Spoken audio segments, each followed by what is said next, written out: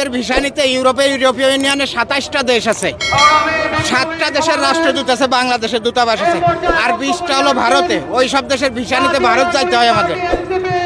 সেই 20টা দেশের রাষ্ট্রদূতরে এই বিপদের সময় মার্চ মাসে উনি বাংলাদেশে ডেকে নিয়ে আইছে।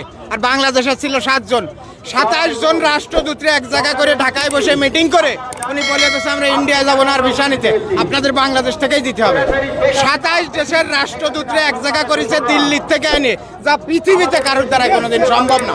সেই কাজটা উনি করে দেখাইছে। জাতিসংঘের মহাসচিব এসে 4 দিন ঘুরে বেড়ায়, নামাজ পড়ে, রোজা রাখে, শুনিছেন কোথায়? এগুলো পারিছে কেউ? রাজনীতি করে, এগুলো ভীমরতিতে ধরিছে। ভীমরতিটা কি শুনবেন? ওই যে দেখেন নাই মিডিয়ায়, উবাইদুল কাদেররে ঘুম পাড়াইতো নায়িকা ঋতু, শেখ সেলিমের ঘুম পাড়াইতো নায়িকা নিপুণ। এগেরও ভীমরতিতে ধরিছে। তাড়াতাড়ি মন্ত্রী হওয়া দরকার, এমপি হওয়া দরকার, ওই পুলিশে গাড়িতে ফিলা করবে, ফিলা করলে মাগি মানুষ সব এসে জুটে যাবে, সামনে সব নায়িকারা এসে আশেপাশে করবে। এই ভীমরতিতে ধরেছে, এই জন্যই তাড়াতাড়ি ক্ষমতায় যাওয়ার জন্য পাগল হয়ে গেছে, বুঝছেন? এই হলো মূল কথা, এর অন্য কিছু না। এর ভীমরতিতে ধরেছে, তাড়াতাড়ি ইলেকশন দাও, তাড়াতাড়ি ক্ষমতায় যাব, তাড়াতাড়ি সব নায়িকা এসে কাছে ঘেসবে। এই হলো এর চিন্তা ভাবনা।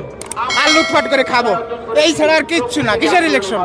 53 বছরে দেশে ইলেকশন হয়েছে অন্তত 30 বার। কি হয়েছে ভাই? যে দেশে ভোট বিক্রি হয়, রাত্রে ভোট টাকা দিয়ে আসে, সকালে তারে ভোট দেয়। যে দেশে পিস্তল দেখা আসে যায়, কালকে আমারে ভোট না দিলে তোমার খবর আছে।